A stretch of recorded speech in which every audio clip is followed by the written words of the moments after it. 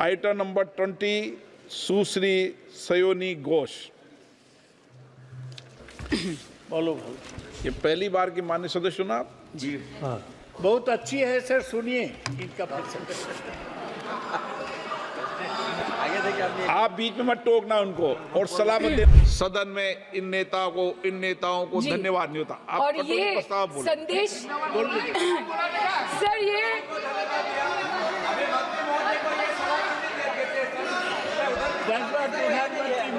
Sir okay sir, no problem sir. बोलो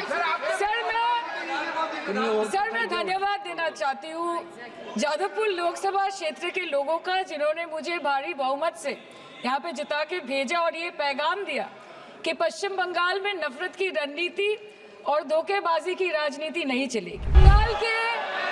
बंगाल के अरे अभी तो शुरुआत है, ये तो ट्रेलर है, पिक्चर बाकी है। इसका जवाब अगर आप देश के किसान से पूछेंगे तो वो आपको यही बात बोलेंगे कि चाय से शुरू हुई थी सरकार और गाय पे अटक गई और विकास की मौसी 10 साल में रास्ते में भटक गई। ये बोलते हैं कि गाय हमारी माता है, पर माँ की रक्षा करना इन्हें नहीं आता है। मैडम, मैं बस ये कहना चाहती हूँ कि इस बीजेपी सरकार ने पिछले 10 सालों में इस देश के लिए क्या किया, उससे बड़ी तालिका बनेगी कि 10 साल में क्या क्या कर सकते थे पर किया नहीं। 2014 में जो किसान मोदी है तो मुमकिन है सोच के और अच्छे दिन के ख्वाब देख के बीजेपी को वोट दे रहा था, आज 10 साल बाद वो बोलता है कि मोदी है तो नामुमकिन है। शायद अभी वो किसान है भी नहीं। तो इसीलिए मैं बोलना चाहती हूँ कि समय बड़ा महत्वपूर्ण होता है अध्यक्ष महोदय, और बड़ा बलवान। बंगाली में हम एक बात बोलते हैं कि समय गेले साधन होबे ना। इसका मतलब यही है कि अगर समय चला गया तो साधना नहीं होगी, अगर भक्त रूठ गए तो आराधना नहीं होगी। और 3 से 303 से 240 के आंकड़े बोलते हैं कि इस बार जो आप चले गए तो दोबारा लौटने की संभावना नहीं होगी। को दें। आइटम नंबर 20 सुश्री सयोनी घोष। बोलो भाई। ये पहली बार की माननीय सदस्य चुना आप? जी हाँ, बहुत अच्छी है सर, सुनिए इनका आप बीच में मत टोकना उनको और सलाह मत देना। आप पीछे सीट पे चल जाओ। धन्यवाद अध्यक्ष महोदय, आपने मुझे बोलने का मौका दिया। मैं जादवपुर लोकसभा क्षेत्र से पहली बार चुनकर इस सदन में आई हूं और मैं धन्यवाद देना चाहती हूं मेरी लीडर ममता बनर्जी और अभिषेक बनर्जी का, और जादवपुर लोकसभा क्षेत्र के सारे वोटरों का, जिन्होंने मुझे भारी बहुमत से जिताया और इस सदन में भेज के बीजेपी को एक पैगाम दिया कि पश्चिम बंगाल में माननीय सदन में इन नेताओं को धन्यवाद नहीं होता। आप और ये प्रस्ताव बोलो। संदेश सर, ये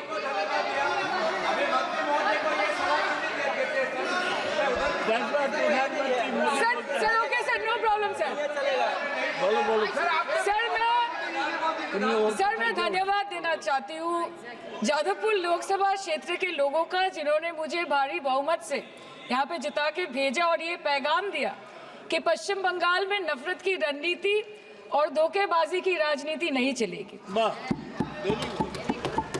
अध्यक्ष महोदय, मैं उम्मीद करूंगी कि आज आप मुझे पूरा बोलने का मौका दें, क्योंकि हाल ही में हुए नीति आयोग की जो मीटिंग हुई थी, वहां पे हमारी माननीय मुख्यमंत्री, जो देश की एकमात्र महिला मुख्यमंत्री भी है, उनका माइक बीच राह में ऑफ कर दिया गया था। वो बंगाल के अरे अभी तो शुरुआत है, ये तो ट्रेलर है, पिक्चर बाकी है। अध्यक्ष महोदय, मैं आपसे ये बोलना चाहती हूँ कि वो बंगाल के हक के लिए यहाँ पे सवाल उठाने आई थी, वो बंगाल के लोगों की बात रखने यहाँ पे आई थी, लेकिन उनका माइक ऑफ कर दिया गया। आपके माध्यम से मैं इस सदन में उपस्थित वहाँ जो बैठे हैं माननीय सदस्य, कोई भी घटना को सर एक लाइन आपका डिलीट करेंगे। सर एक लाइन सर मैं यही बताना चाहती हूँ कि बंगाल के लोगों का, आगे जाके बंगाल की लोग आपके पार्टी की माइक ऑफ कर देंगे। बस एक चुनाव बाकी है, आप देख लीजिएगा। Sir, all India Trinamool Congress इस सदन और इस देश का 3rd लार्जेस्ट ऑपोजिशन पार्टी है, और हम आपसे धन्यवाद हम आपको देते हैं कि आपने हमको रेलवे, स्वास्थ्य, शिक्षा और आज ये पशुपालन जैसे महत्वपूर्ण विषय पे चर्चा करने का मौका दिया। लेकिन तृणमूल कांग्रेस आगे जाके देश के हर महत्वपूर्ण मुद्दे पे बात करेगा, चाहे वो चीन का अनैतिक रूप से इस देश में प्रवेश हो या वो 700 से ऊपर आंदोलन जीवी किसानों माननीय की सदस्य, आप पहली मौत बार हो। बोल रही हैं, मैं आपको हस्तक्षेप नहीं करना सर- चाहता, लेकिन जिस अनुदानों की मांगों पर चर्चा सर होगी, अभी आ उस रहे हैं, विषय सर में अभी आ रहे हैं। सर नीट के घोटाले से लेके जीएसटी के बोझ तक, एयरपोर्ट की छत टूट जाने से लेके रेल पटरी से छूट जाने तक, तृणमूल कांग्रेस के सदस्य, हर सांसद देश के हर गंभीर मुद्दे पर चर्चा करेंगे। बस यही आपको बोलना था। Respected sir, Mahamati Manush is the Magna Carta of the governance of West Bengal and our party, and I feel truly honored that today I've been given the opportunity to talk on a ministry which is intrinsic to the Mahamati Manush of the country. हमारे किसान अपनी मवेशी को, अपनी फसल को माँ की तरह पूछते हैं, जिस खेत में वो हल चलाते हैं उस जमीन को नमन करते हैं। But does this major sector get support from the government? Sir, Indian agriculture supplies around 58% of India's livelihood and is a principal source of income for half of the population, accounting for 17 to 18% of the country's GDP. 70% of India's rural poor depend on livestock and farm animals. But does this sector get what it deserves? इसका जवाब अगर आप देश के किसान से पूछेंगे तो वो आपको यही बात बोलेंगे कि चाय से शुरू हुई थी सरकार और गाय पे अटक गई और विकास की मौसी 10 साल में रास्ते में भटक गई। Sir, exorbitantly high cost of cattle and poultry feed under the mismanagement of this sector by the current government and wholesale fodder inflation hovering between 25% to 28.6% in the last 2 to 3 years, it is a 9-year high. Sir, किसान खुद क्या खाएंगे? अपने परिवार के लोगों का खिलाएंगे? अपनी गाय भैंस भेड़ बकरी को क्या खिलाएंगे? सर, ऐसे ही वारदात होते हैं जहां गरीबी से जूझता हुआ एक किसान उसको अपनी गाय भेड़ बकरी को बेचने में मजबूर करते हैं और अंत में जाके वो अपनी खुद की जान ले लेते हैं। सर, पिछले 10 सालों में 1,12,000 किसानों ने इस देश में आत्महत्या की। एनसीआरबी की एक रिपोर्ट के अनुसार 10 साल में हर दिन इस देश में एवरेज में 30 किसान हर दिन अपनी जान ले लेते हैं। सर, इस देश के लोगों का यही है किस्सा कि जिसको जिताया वो राजा की तरह जाएगा और जिन्होंने जिताया वो फकीर की तरह।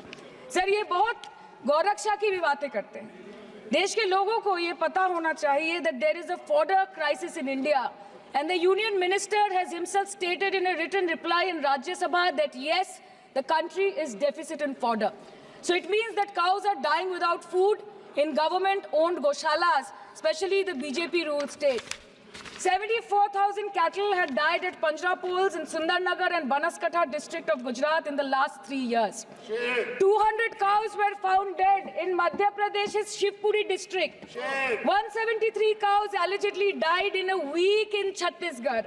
And 74,016 cows had died in Hingonia Goshala in Jaipur during the previous BJP government in Rajasthan. तो सर, पहले खाना ही नहीं मिला, फॉडर क्राइसिस, फिर मिल भी जाए तो इतना महंगा कि किसान खरीद ही नहीं पा रहा है, फॉडर इन्फ्लेशन, और सर खाना मिल भी जाए तो पशुओं की बीमारी।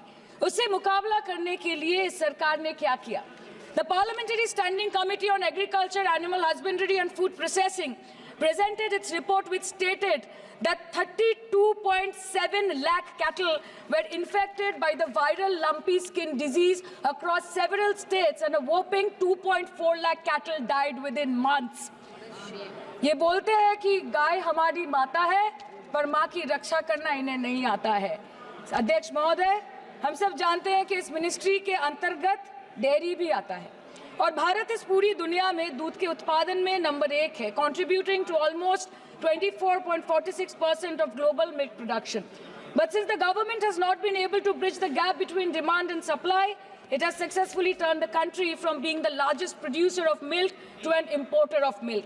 In the last 10 years, due to the stagnation in milk production, the gains of white revolution has been systematically whitewashed. The dairy farmers are forced to throw buckets of milk on the highway protesting against meager remuneration for their produce. And the price of milk, on the other hand, has increased by a massive 55% in the past 10 years. It was rupees 36 per litre in 2014. and now rupees 56 per litre in 2024. When this government came to power, the first thing the milk producing companies regulated by it did was to increase the price of milk by rupees 2 per litre. This was their revenge on the people of India for not providing a majority to the BJP. Aam Aadmi ke दूध, छाछ, लस्सी, दही, पनीर पर 5% की GST, cream, condensed milk, मक्खन, घी पर 12% की GST और अमीरों के हीरो पर सिर्फ 1.5% की GST।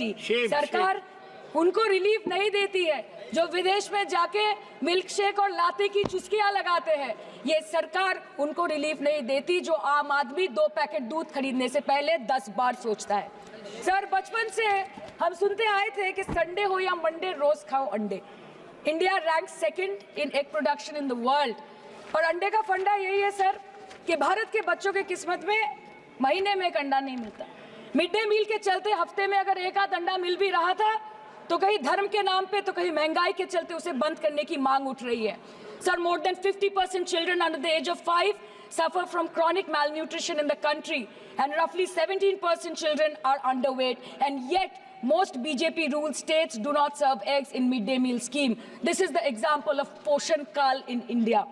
सर, अंत पे आते हैं मच्छी पे। आप लोगों को ज्यादा पसंद नहीं, पर हम क्या करें, हम तो माछे भाते बंगाली है, हमको तो बोलना ही पड़ेगा। And not to forget that 2.8 crore fisher folk are employed directly in catching fish in the country, and millions are employed in the value chain of selling fish and aquaculture. India stands third in the world in the terms of fish production, contributing to 8% of global fish production and ranks second in aquaculture production. The PM talks about blue revolution, but this government has allocated only 0.045% funds out of the total budget for the flagship scheme, Pradhan Mantri Matsya Sampad Yojana. Even after this meager allocation, they did not utilize 39% of the funds, and in 23-24, they did not utilize 24% of the funds allocated. और sir, भले ही सरकार को मणिपुर शब्द से allergy हो, but the fact remains that 1.5 years of lack of governance in the state has led to endangering of the fish species in India's largest freshwater body in Manipur, the Loktak Lake. So the government has to generate employment opportunities, investment in areas such as exports, post-harvest processing, and import substitution.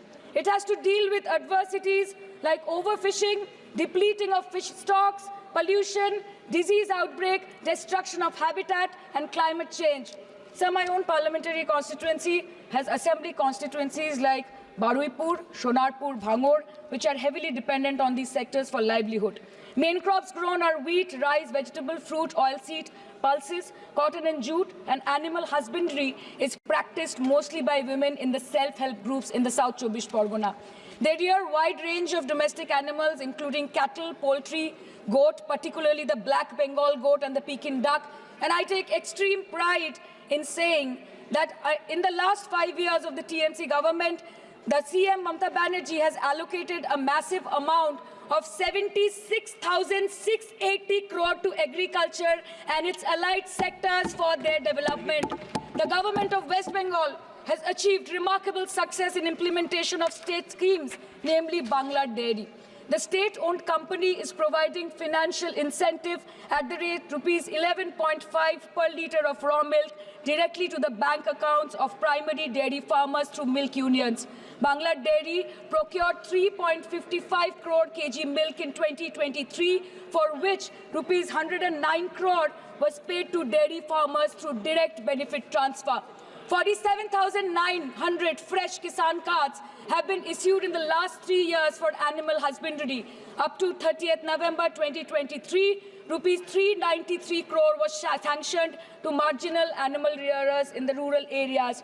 Bangla Shosho Bima scheme, a fully state-funded scheme for crop insurance. Total 1.28 crore farmers were enrolled under the scheme during 23-24. 70 lakh farmers got claim settlement worth rupees 247 crore.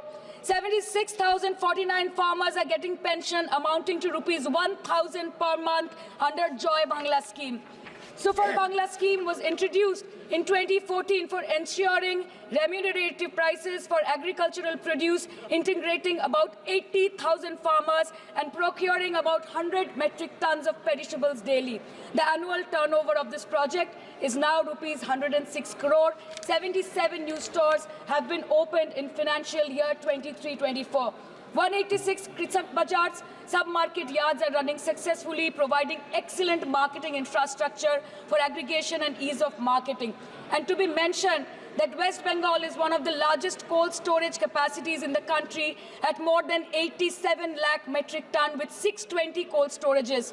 New investment of rupees 239 crore is upcoming in this sector this year with an employment opportunity for nearly 20,000 people.